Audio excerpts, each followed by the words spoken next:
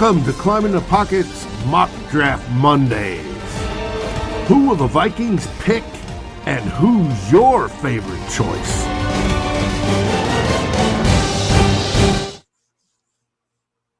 Hello, everyone, and welcome to Mock Draft Monday. My name is Tyler Fornes, and I am your host here this evening. And joining me, as always, my guy Ryan. Ryan, how are you? Doing well, man. How are you doing today? Life is good. Life is good. And we are going to be doing a nice little mock draft. So, move icons over in the corner. Perfect. Here we go. Let's get this rolling. Ryan, you got anything, any beer with you today? Maybe some Angry Inch?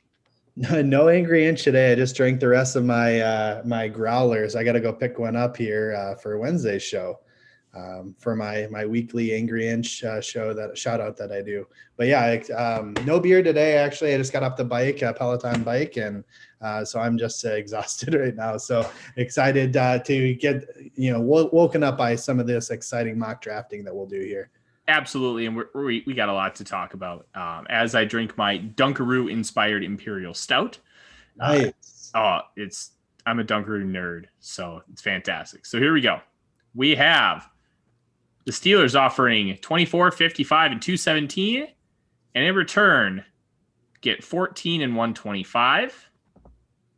The Jaguars are offering 25, 65, and 146. For 14 and 125. Now, I think far and away the better offer of these two is the Steelers because you get a second round pick. Yep. So let's talk about it. Do we want to accept this pick? We go back 10 spots with kind of who I was observing on the board. Devonta Smith is still there, but with how deep this receiver class is and kind of what my personal evaluation is of Smith, I think that we can hold off if we wanted to go receiver, and it wouldn't be such a big deal. We get that second round pick, and there is a lot of second round talent in this draft. How are you feeling with that, Ryan? I agree. I pretty much every single opportunity I have to get a second round pick that comes up in these mock drafts, I'm trying to take that unless, a player that I absolutely love falls to us, which typically isn't happening. So, and that's this case here as well. I'm not in love with anyone that's left on the board. So I would love to get that second round pick. And that's what we are going to do. Devonta Smith, Micah Parsons, the biggest names on the board. And Devonta Smith goes 18 to the Dolphins. That is just filthy. Kwity Paye, unfortunately, went at 22. He could have been a fun target for the Vikings, and he would be a guy I love at 14. Absolutely. All right. So,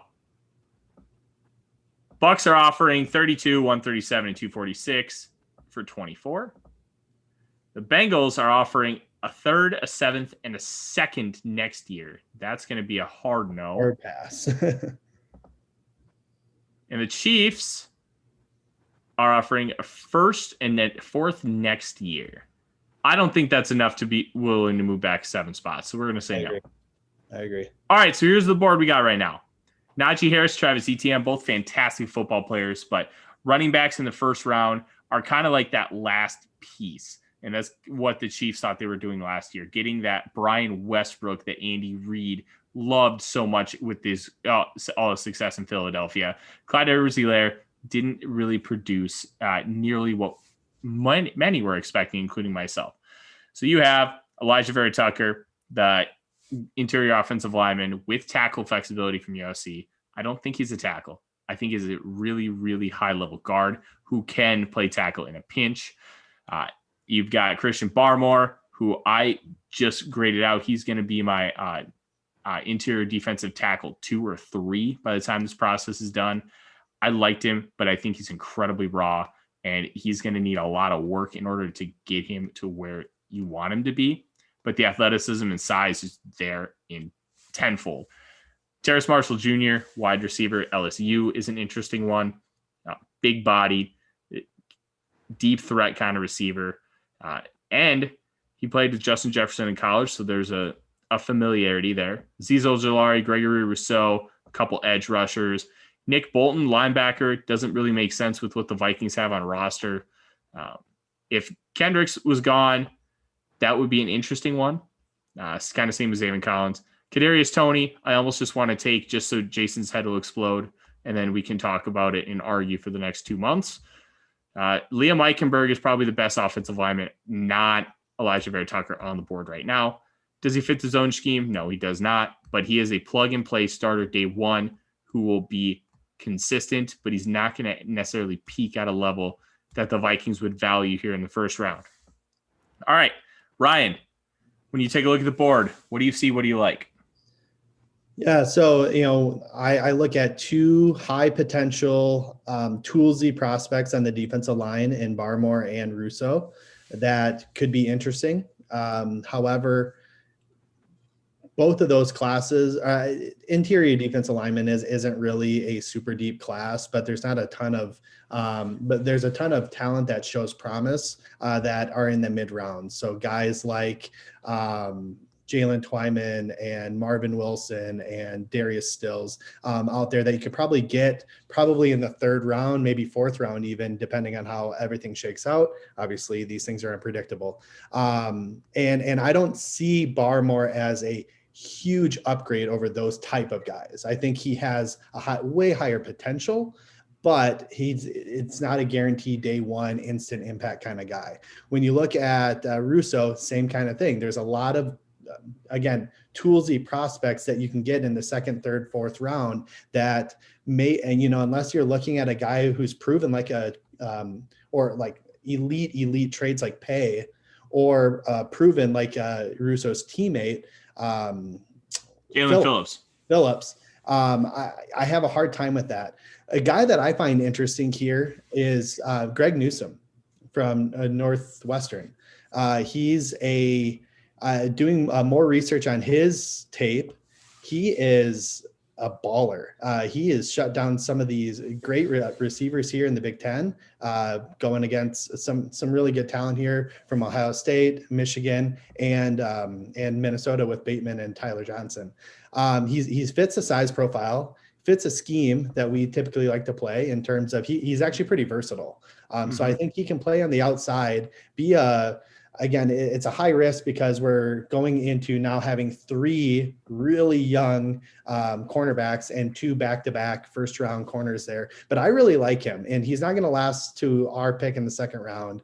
He's somebody that I find is an interesting pick in a class that's, again, got some depth, but not elite players outside of those top three. But the more and more I'm, doing research on him, he's actually kind of making me consider stretching out that tier one into a four-person tier elite corner. So that's kind of what I'm looking at. I'd probably be looking at Barmore or Newsome here personally. What are your thoughts?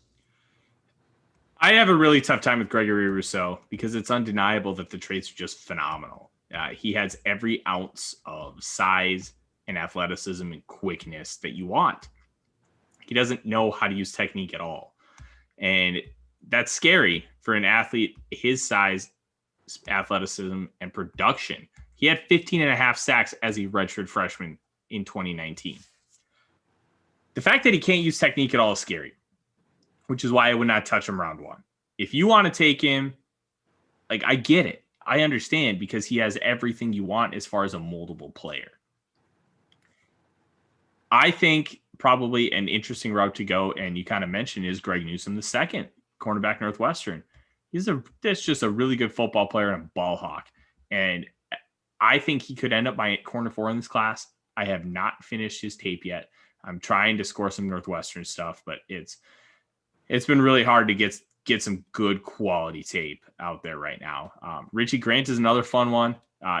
Absolute beast as a true center fielder, free safety. And with Harrison Smith starting to kind of be on the back end of his prime and start to transition to a guy who is going to use his football IQ to win more than his athleticism and speed, having a center fielder opposite him would be a really good idea.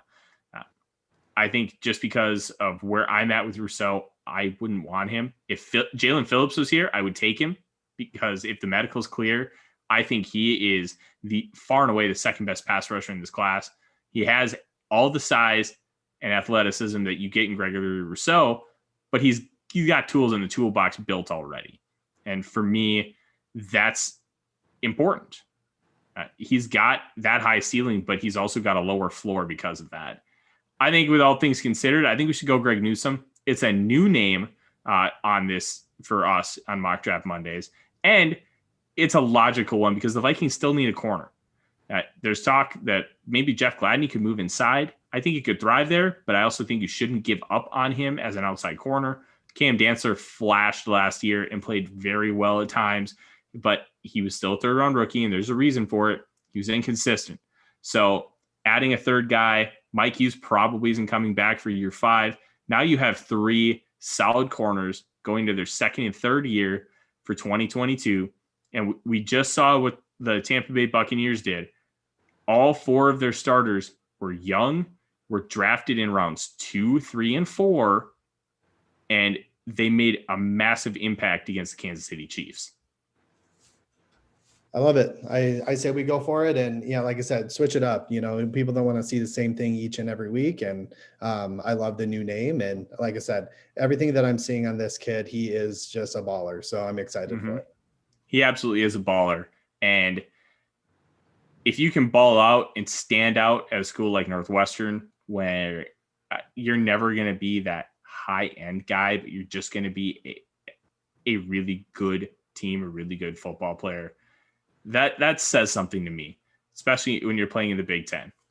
All right, here we go. So we've got 73 and 113 for 55. We've got 75 and 115 for 55. I don't want to move back at all. I want to keep this pick. I agree. Those are compelling offers. They're not bad offers, but it's the type of talent that are still on the board, and the what might still be available at that point in time isn't paralleled. So I think that we keep this pick and see what we have to work with. Absolutely. And what's really interesting about kind of where we're sitting here at pick 55 is the guy I just released a scouting report for on climbingthepocket.com, Kelvin Joseph, also known as Boss Man Fat. A cornerback out of Kentucky. I don't know how he fits with the Mike Zimmer defense. Mike Zimmer really does cater his team to what the personnel he has. Joseph is a cover 3 corner. He has some ability in press man, but he's incredibly raw, and his aggression leads him to overcommit, and just he gets burned. So starting him off in like a cover 3 shell where he thrives in that deep third would be perfect for him. I don't know if necessarily that's the Vikings. And because Greg Newsome was the pick, I don't think the Vikings would go in that direction at this point. Anyways, I think my love for Dwayne Eskridge has been stated plenty on this show. Tutu Atwell's an interesting one, but he's a gadget guy. He is dollar store Kadarius Toney to me. He's smaller than Toney, runs less physical, and I don't necessarily see him as a great player. I'm also incredibly low on Amon-Ra St. Brown. Tommy Togiai, I think I butchered that. He's on the board. Carlos Basham Jr. and James Hudson are 2 guys I want to focus on. Ryan, have you been able to watch either of these 2 players yet? I haven't actually. I thought I had my hands on some Basham tape, but unfortunately that didn't work. So I'm gonna have to go back to the drawing board there. But everything that I've seen from the YouTube stuff that I'm able to find on YouTube and stuff, he looks the part. I think that he's got a lot of talent, but I haven't gotten a deep dive into him.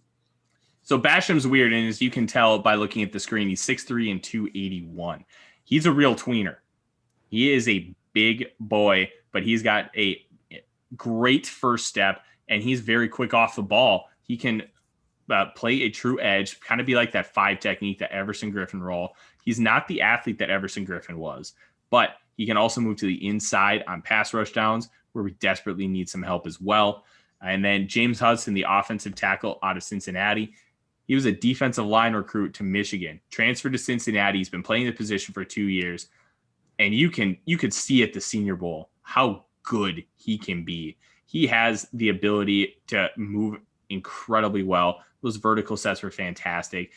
Once he gets hands on you, it's over, but he's also still a little raw and needs some refining. Now, at this position last year at 58, we took Ezra Cleveland. Cleveland was moved inside to guard. His future at tackle is a big unknown right now. And quite frankly, I think James Hudson is a better prospect than Ezra Cleveland was.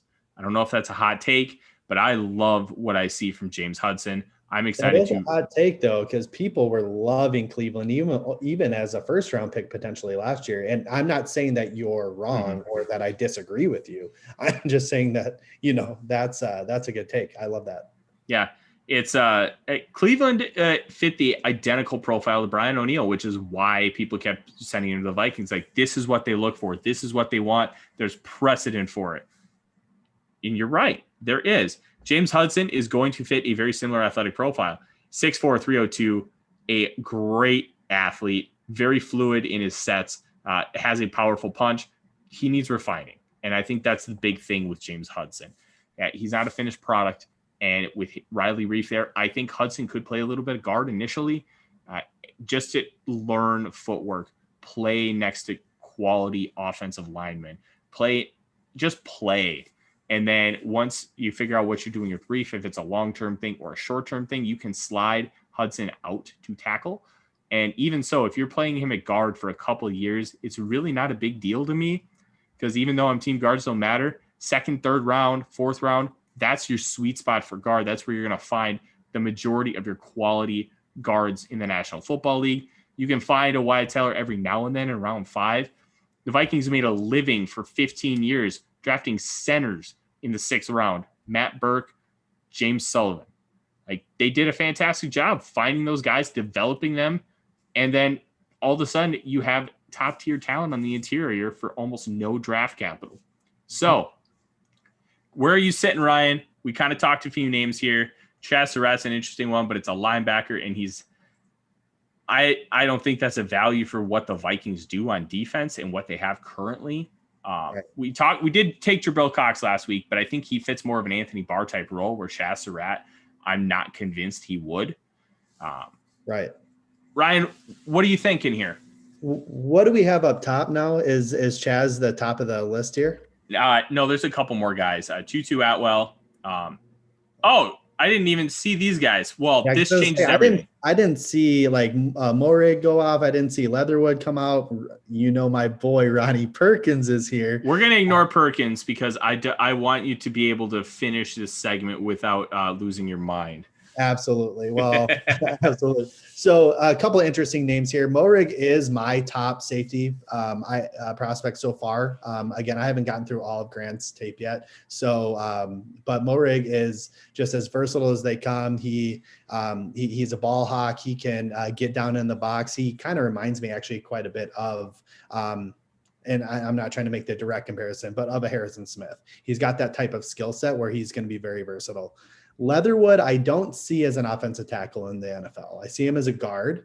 And he does have some athleticism to him. I know he's kind of more fitting the scheme of more of like a power gap kind of guy, but I think at guard, he's got enough mobility and lateral agility, I think, to get out in space a little bit. So he's somebody that I would consider there.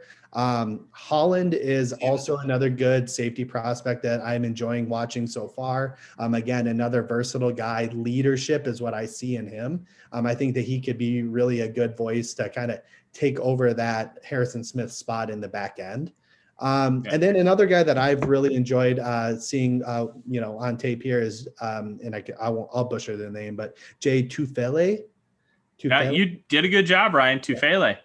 Yeah, and he's explosive. So he's going to be a true 3 tech, just explosive out of the gates. He's got a few different moves in his arsenal here, swim move and a pretty strong bull rush. I enjoy what I'm seeing out of him. And honestly, if I'm making the pick, that's probably who I go with here, just because I think he has the highest upside for a position that's really, really important for us to get a solid 3 tech. So if we don't address it in free agency, which I do think we might, he's a guy that I would want to pick here.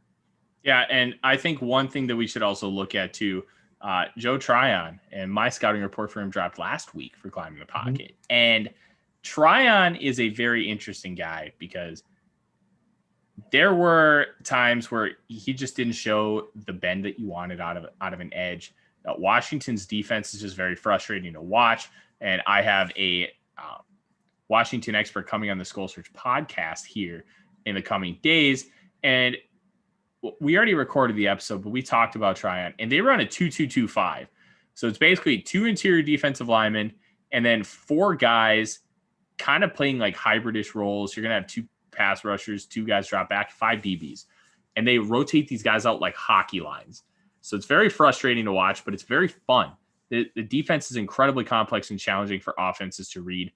And Tryon, throughout the course of the 2019 season, was fantastic.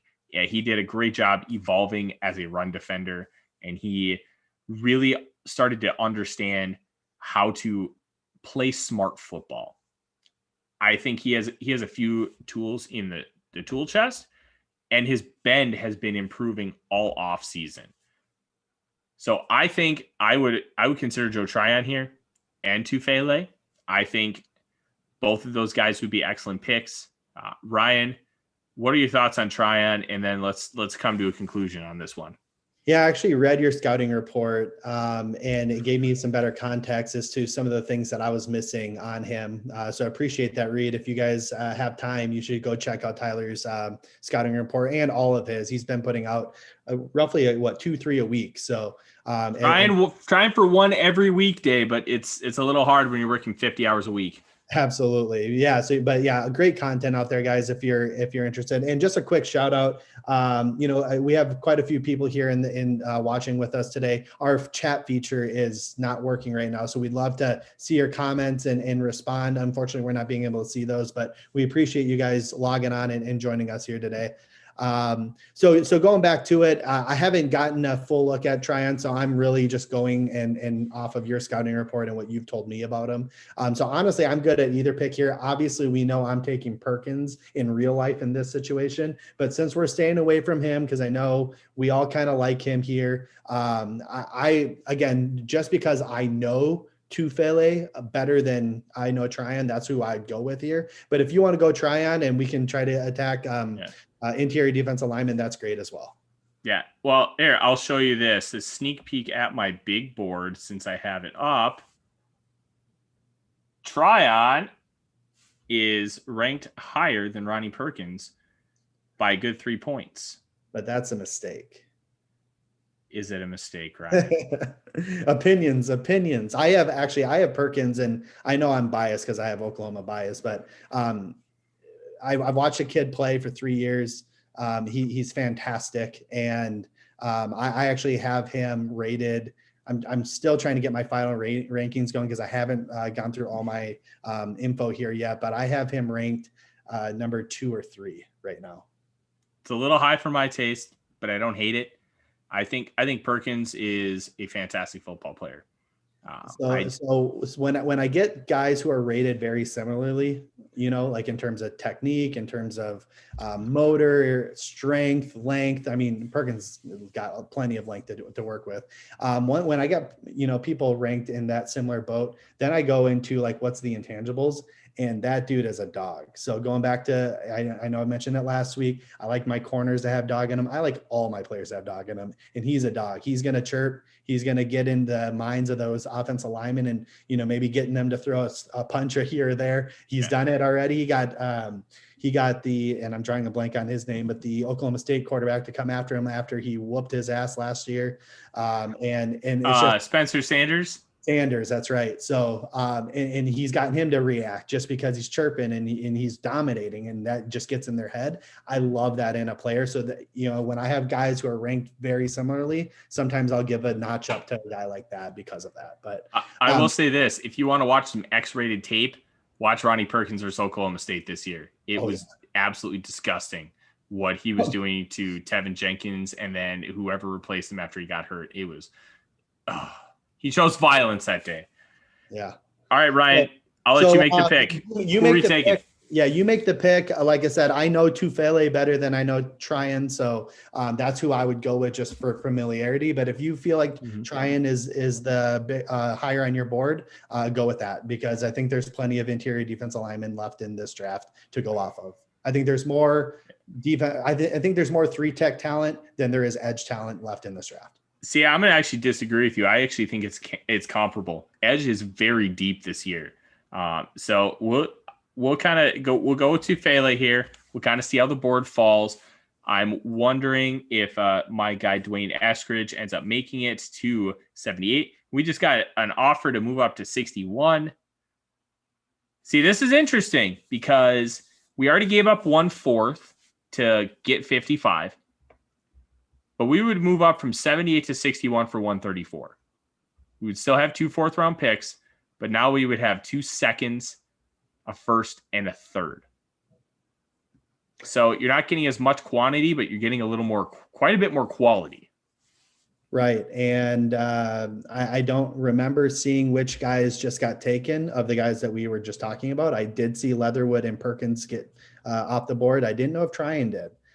So again, if we could maybe get both of the guys that we wanted here, again, I feel like there's still quite a bit of depth in this class, and to give up a 4th on top of that 3rd is a little tough for me personally. If we countered with a 5th to see if they'd accept, maybe, but I say we keep our picks personally. I'm with you. Let's keep the picks. See what happens. Tryon was already gone. He went to our good friend Kevin Stefanski. And Dwayne Eskridge went to Tampa Bay. That's disgusting. That's not fair. I don't like it. 66 for 78 and 172. I don't think there's enough on the board to take it. Right. I agree.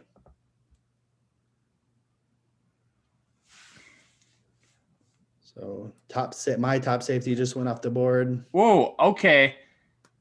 Go up from 78 to 70 for 236. Yeah, I think that's fair. It is fair. I mean, I don't think that we're losing out a lot here, and we can go grab a guy that we feel confident in.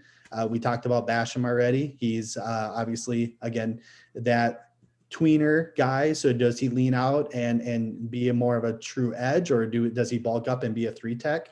I know that's some of the scouting reports that I've read on him. Again, I haven't looked at him personally myself. Josh Myers, interior offensive lineman, not necessarily a true scheme fit. I think he's got some talent. I think he probably has a little bit more mobility than he was asked to do at Ohio State. But again, we haven't really necessarily seen it on tape, so there's some risk there. He is a true center. I don't think he played any guard. Is that correct, Tyler? He's projecting as a center according to Kyle Krabs, but I think as an interior guy, I think he can play guard. He has played guard a little bit at Ohio State.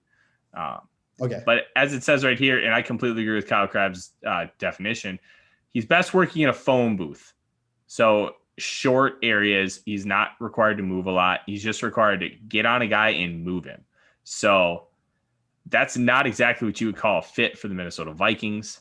And that's a little worrisome for me, especially with how we run our offense. Absolutely. I mean, I agree with that. And the hard part here too is that now we're getting into the realm here for interior offensive linemen that you're not getting a lot of guys who are true scheme fits per se. You're getting a lot of power gap in this range here. I think there's a couple guys, your boy out of East Carolina is one of them that could be a scheme fit, Deontay Smith. Mm-hmm. Again, is this a little early for him? He's more of a guy that you're taking him based on scheme fit and potential. And we're sitting at 70, but he's going to go soon likely because there are more teams adopting this more athletic lineman philosophy, and there's not a lot of them in this class. So he's going to probably go a little higher than we anticipate. One guy I was going to ask you about, is Brevin Jordan available? Brevin Jordan. Let's take a look. Tight end. Brevin Jordan is available. I kind of worry about Brevin Jordan a little bit because at the catch point, he's not very good. And what I mean by that is if there's any kind of physical contact, he's not that guy. If he gets the ball in his hands, he's fantastic. They schemed him open quite a bit. They got him the ball in his hands and he was dynamite. But when it came to, hey, I gotta go up against a physical safety or a linebacker, and I gotta go moss it. He's just not that guy. Sure. I think Tommy Tremble, as far as tight ends, would be a better option. He can kind of do a little bit of everything. He's got above average athleticism. He's got good size. You can see there, 6'4", 248. And I think him and Irv could both be like extra weapons, especially with the Vikings not valuing that wide receiver 3 position. I think having Tremble and Irv Smith Jr. could really make a big difference long-term for helping balance out the lack of a wide receiver 3. Hunter Long, basically young Kyle Rudolph. Kind of even looks like him. Like the way they play is very, very similar. So if you get rid of Kyle Rudolph, you draft Hunter Long, you're basically bringing the same guy in. So see, and where I like Brevin Jordan here over some of these other guys, Tommy Tremble, I think, is going to be a better, tight end from the perspective of being more of a true receiver or like a F-type tight end, right? Where I see Brevin Jordan is being a solid mix of both, where he could be a functional blocker, which we need at that tight end 2 position. Again, you're not trying to draft a guy with your early 3rd round pick to be a blocker. But if you have an individual like him who can, when we're running our 12 personnel, where you might be able to do some pre-snap movement and move Irv off the line and then get him into some matchups in space with, but still have the ability to have Jordan out there, hopefully creating some mismatches and blocking. Again, just a guy that, something that we haven't really talked about on Mock Draft Monday that at least since I've been joining the show for the last 3 weeks, where I don't necessarily think tight end is a super big need, but if a guy with that type of athleticism and caliber of play is available, he's something interesting that I wanted to talk through with you just to get your perspective. No, I agree. I think tight end should be a priority at some point in the draft. I would like to get a body in the room. And I think at a certain point, a guy like Brevin Jordan, if he's there at like pick 90, I think we should really have that conversation because I think the value is just too good. Hunter Long, if he's there at 90 or one of our 4th round picks, we need to have that conversation as well. Trey McKitty would be a fun option with his athleticism and size. Love in like end of round 4, round 5. But I do think that there are other needs that we need to address first. Absolutely. Obviously, we got Tufele, we got Newsome, and now we're making our first 3rd round pick. I think we need to consider an edge here, and I think Carlos Basham is probably that guy. Deo Odeyingbo, I butchered that. He's an edge. He played a lot of defensive tackle at Vanderbilt, but as you can kind of tell, he can do a little bit of everything. So the one tough part about Dale is he tore his Achilles working out about a month and a half ago. So he's probably not going to see the field until November. He's probably not going to be fully healthy until 2022. So you're kind of taking a little bit of risk with him. And considering how the Vikings are kind of in a win now mode, they probably won't take him until round 4. I think Carlos Basham Jr. should be the pick here. Gives the Vikings a lot of flexibility. Basham can be a inside pass rusher. You think of like DJ Wanham on the outside, Tufele, Basham Jr. on the inside, Hunter on the other side. I think you have a very capable pass rush unit there with a lot of guys who can get quick penetration. And I think that's honestly what we need the most right now. Quick penetration. Let's roll with it. I love it. Carlos Basham Jr. to the Minnesota Vikings at pick 70. And Odeyingbo goes next. The Washington football team, a 5 to go up to 74. I don't think there's anybody dire that we need to take here. I'm glad we agree, sir. Too bad Melifonwu would have been really fun if he was available at 74. I love Melifonwu. Yep, absolutely. I do too. I think he's got a lot of talent. Again, is he going to be fit our scheme? I think he's versatile enough to do so. I know some people are kind of pegging him into that cover 3 as well. But I think he's got more to him than that. but I think that's maybe where he thrives the best. See, I don't think he's a cover 3 only. I think he's going to thrive best in a cover 3, especially right away. Kind of the same thing we talked about with Kelvin Joseph earlier, except I think Melifonu's a better, more refined football player. Sure. Right here, to move down 14 spots, we get a 6th. I'm team trade down, but that's weak. Yeah, it's not enough for me to want to do it. All right, here we go. Jabril Cox, Peyton Turner, Kenneth Gainwell, Quincy Roche, Spencer Brown, Hamza Nasirildeen. I think Trill Williams is available. We don't really need another corner, but he's another interesting name that I like if we didn't go corner earlier in the draft.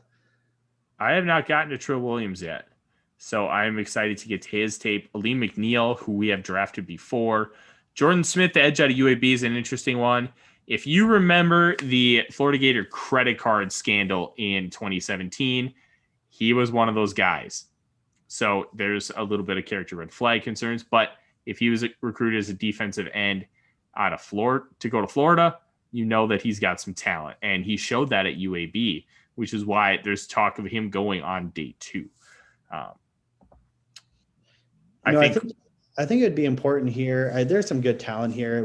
Last week we talked about Jabril Cox.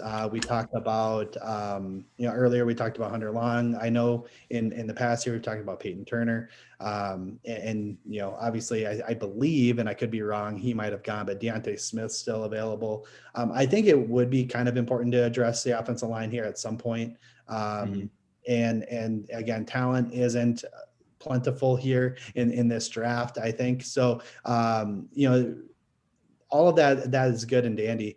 I really like Nasirildeen from Florida State. I think he's a little big safety. He can provide you a lot of different ways to utilize him, maybe in a way where not interchangeable with Smith, but in terms of he can play in the slot, he could play closer to the line. He's got enough athleticism to play single high or split safety in the back end there. He's just kind of one of those ballers. He's been riddled with a couple injuries that are some concern, but I take a look at him, and I think I mentioned this last week. He's kind of like a mini Derwin James. Not as good. I'm not trying to compare the two as tit for tat, but I think he's got some of that game in him that is intriguing to me. I would be interested to see how Zimmer could utilize that type of talent in this defense. I really like his ability to be versatile, and you already have a chess piece player in Anthony Barr, one of the best blitzers in the National Football League, and his length and coverage ability is fantastic. I know a lot of Vikings fans still point to the game he had against the Los Angeles Rams in 2018. He got annihilated. There's really no ifs, ands, or buts about it. He was hung out to dry in a couple of situations, and that was the genius of Sean McVay. He was able to pinpoint when Barr was going to be in situations like that, and he ripped it apart and took advantage. And I think outside of that, there's a reason why Barr is being paid as much as he is to play an off-ball linebacker role for the Minnesota Vikings. Oh, excuse me. I think Nasirildeen's a fantastic option. I think Spencer Brown, Northern Iowa, is another really good option if you want to fortify the offensive line. Kind of stinks. There really isn't a great interior guy here right now. But I'm kind of with you, Ryan. I think Nasirildeen is going to be a great pick. Peyton Turner, if you really want to throw bodies at that defensive line, Peyton Turner with the flexibility to go inside and outside, him and Basham, and then you have Tufele. You're just getting beef up front, and there's a lot to like with those guys. So I'll let you make the pick. Nasirildeen, Peyton Turner. I say we go Nasirildeen. Let's knock off another position checklist here and see where it takes us. Fantastic. And now this is where we're hitting the compensatory picks now. What's frustrating is because Trey Waynes tore his pectoral and did not play at all. The Vikings aren't getting a 3rd round pick. They're projected to get a 4th round compensatory selection for him, which kind of hurts. That would have been really, really nice to have.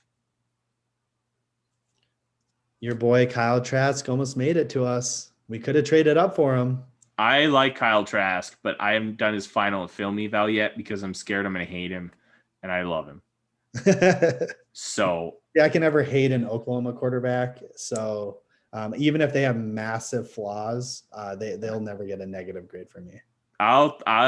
I try my best to be honest and as unbiased as possible. Everybody has biases. I have them too. It's tough to overcome them, but I do my best. Absolutely. I think right here, Kylan Hill has to be the pick because he's amazing and I love him. No, I didn't sell you. Okay, well let's actually have that conversation. So Robert Hainsey right here, I think is a no because he's a power gap scheme guy. Deontay Smith is available. Obviously, everybody on the Twitter sphere and who has watched the show knows I love Deontay Smith, and I love what he has the ability to bring to the Minnesota Vikings. The fact that there are measurables on him, legit measurables, and not what was being tweeted out by players at the Exos Combine, I think is a really big deal. Deontay Smith has the size. He projects to have the athletic profile to be incredibly successful at the next level. I know we've taken him before, but that's the no-brain pick here if we're just being real with ourselves.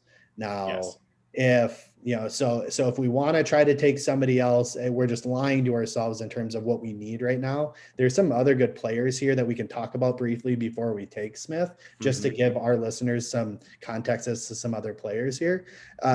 Janarius Robinson, fantastic option here for if you're looking for another edge. Long, lean, athletic guy who can really get after the pass rusher. I really like what I've seen from him.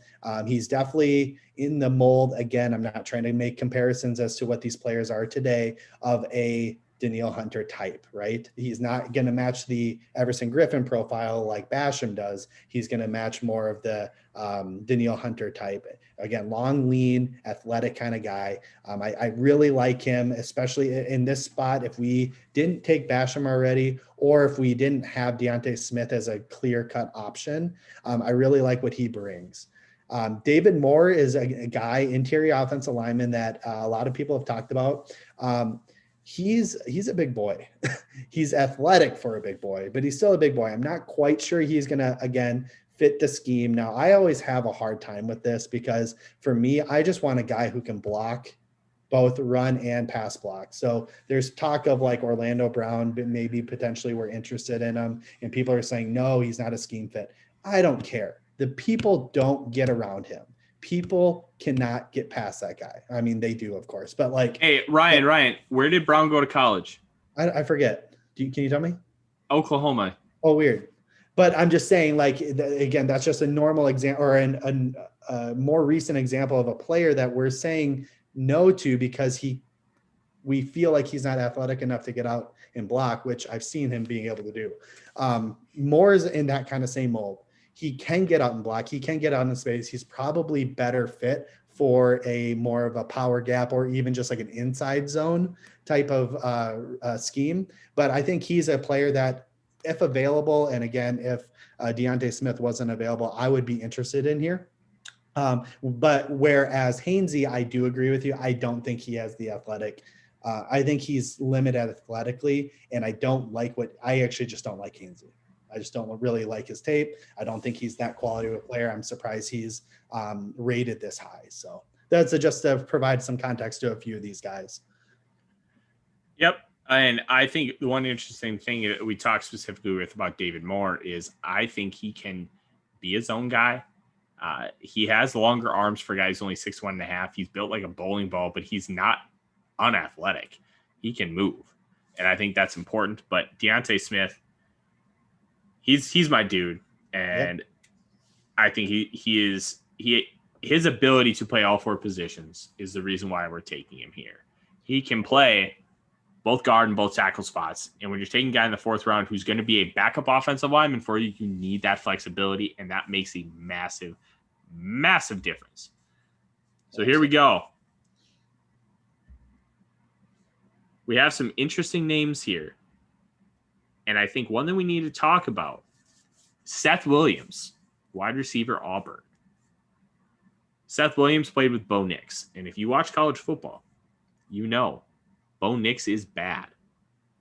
Bo Nix is really bad. I want to like Bo Nix.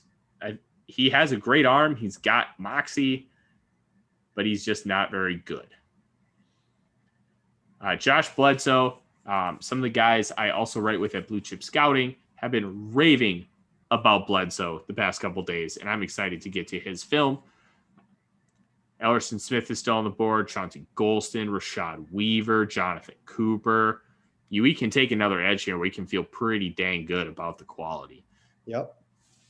Walker Little is an interesting name here. Again, I know we just took an offensive tackle and hopefully the left tackle of the future, but Walker Little is an interesting case study here because he is a guy that kind of fits the bill of a prototypical left tackle, and he's pretty versatile enough. Again, I'm not going to say he's Trent Williams or anything from an athletic standpoint, but he's athletic enough to play in our scheme as well as into a power scheme. I think he's versatile. He hasn't played in like a year and a half, almost 2 years because of an injury in 2019. And then he sat out this year. So you're kind of getting, and I think that's probably why he's sitting here. We're in the 4th round, I believe, right?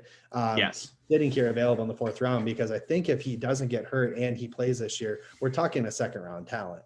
So there was talk after his freshman season that he would go round 1. Yeah, absolutely. I after looking at him more from his sophomore year, I don't think that was the case still. Maybe I'm wrong, but he's interesting. I again, not somebody I'm taking here, given the fact that what we just took, but another guy that, again, if Smith's not available and we're looking for a left tackle or just an offensive tackle in general, in the 4th round, he's somebody that I think you can get. It's maybe a higher risk given the unknowns, but high upside. See, I actually think we should kind of go with him because even though he's only flash and he hasn't really shown any kind of consistency or the ability to play, I think the flashes are good, man. And because the flashes are good and you need to continue to grow this offensive line room and get really quality players in there, I think he's a risk worth taking. It's round 4. You're not getting finished products in round 4. You're getting high quality dart throws in round 4. And I think Walker Little, with how he started his college career, is a great dart throw. Sure. Boom. And if you have Deontay Smith there, I think Deontay Smith does have versatility too. I mean, he does fit the offensive tackle profile, but if we needed him to play guard, I think he could play it at an extremely high level. If we needed to in this situation. You remember when we were talking to Tryon and Tufele? We took Tufele. Look at this edge group right now. Yeah. Cameron Sample, Dalen Hayes, Rashad Weaver, Chauncey Golston. That's 4 quality football players available at 143. Yep. So when I look at all these guys, Rashad Weaver's on my docket to watch tonight, and I am really excited because when I watched Jalen Twyman, he and Patrick Jones kept flashing across the screen. Now, if those 3 guys ended up on like a Florida or an Oklahoma or a Texas, we'd be talking about them a lot more, I think, but they were at Pittsburgh. Pittsburgh just didn't get the publicity. These guys are good football players. Cameron Sample obviously probably had the biggest Senior Bowl for an unknown coming in, and then he just rose up and just dominated competition. Dalen Hayes was really good at the Senior Bowl as well. Chauncey Golston, I'll be honest, I don't know a whole lot about. I just know he's a solid football player. Yeah. I think we can probably, even though we are both big weapons guys, I don't see Seth Williams being a massive value over any of these edge players. So I think it would be smart to continue to fortify the trenches, which were absolutely incredibly abysmal last year. And if you fix the trenches, this team probably wins 11 or 12 games. Sure. Yeah. I mean, tough schedule this year, but yeah, I think if we do that, we can really boost our stock here. And because of that, I think Cameron Sample is going to be the guy. Highest upside, I think, of those guys you're talking about. Yep. Cameron Sample is the guy at 143. And our draft has been finalized. So we'll run it down here real quick. Disappointed we didn't get a wide receiver 3, but it's a good thing that to Flip's chagrin here that we signed Keelan Cole in our hypothetical. Yep. So we have that option. So absolutely. So cornerback Greg Newsome, Northwestern. 3 technique defensive tackle Jay Tufele, USC. Edge Carlos Basham, Wake Forest. Safety Hamza Nasiruddin, Florida State. Offensive lineman Deontay Smith, East Carolina. Offensive tackle Walker Little, Stanford. And edge Cameron Sample from Tulane. I think if this draft class ended up being what happened for the Minnesota Vikings, I think you can agree on 2 things. 1, it's not sexy. This is not a sexy draft class. But 2, quality players at really good value that fill big-time needs. And I think you can feel really good about the direction of what this Vikings team is, even though you didn't get that extra weapon for Kirk Cousins. But we'll also be honest, as much as we want it to happen, you need to start preparing yourself for the fact that it might not, because this team just does not value that wide receiver 3 based on past history. Right. How are you feeling about this class, Ryan? Exactly what you said. I mean, I don't think we're going to have too many people super pumped. We took another corner in the first. There's going to be a big group of people out there who's screaming, "Where's our receiver 3 that we need?" And guys, there's still Daz Newsome out there in that, for that next round that we didn't do tonight. Anthony Schwartz. I mean, there's still some talent out there at receiver that we can go and take some risk on. Jalen Darden, that would have been options had we continued this mock draft, but we kind of capped it here. So there's going to be options for us. I think this is a high quality. Again, I really like all of these players here. The only one that I don't know as much about are our 2 edge guys, but I'm going to trust you because I read your stuff and it's all mirrors a lot of what I think. So I love it. Jason, welcome to the show. I've been watching the whole time, and I feel like maybe Mike Zimmer came in here and hacked the planet. Got in here because if any of the drafts we've done so far feels like one that is likely to happen, it's this one here with Vikings fans angry as hell. Mm-hmm. Zimmer got his all defensive draft, and based on his comments about the offense being pretty close and being pretty good, seeing a draft like this probably would not be that surprising. So if we're looking for realism, this feels a lot like what I would expect to see. Not what I'm hoping to see, but what I would expect to see. We got some good players here. They fill needs. And, we bolstered the offensive line with some guys who I think will be able to play above the level of where you drafted them. So not really much to really poke holes at, except for what Ryan pointed out, which is, no wide receiver yet. Mm-hmm. But with the depth of this class, Jalen Darden and some other folks are still out there. Can double up, maybe triple up with all those later round picks that we have, and just hope 1 or 2 of those guys are able to get through and be productive. So excellent job.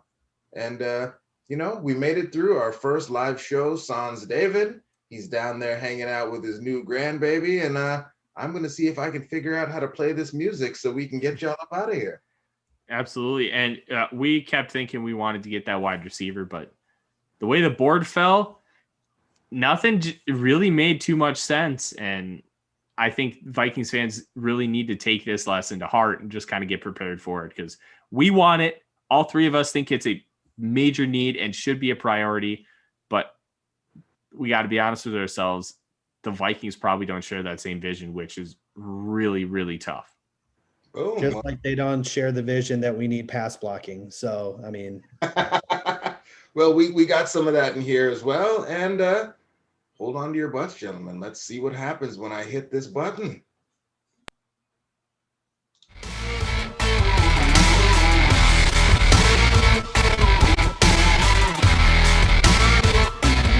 Thank you for watching or listening. As always, if you like, subscribe, and ring the bell for notifications. And if you're listening to the podcast, please rate us on your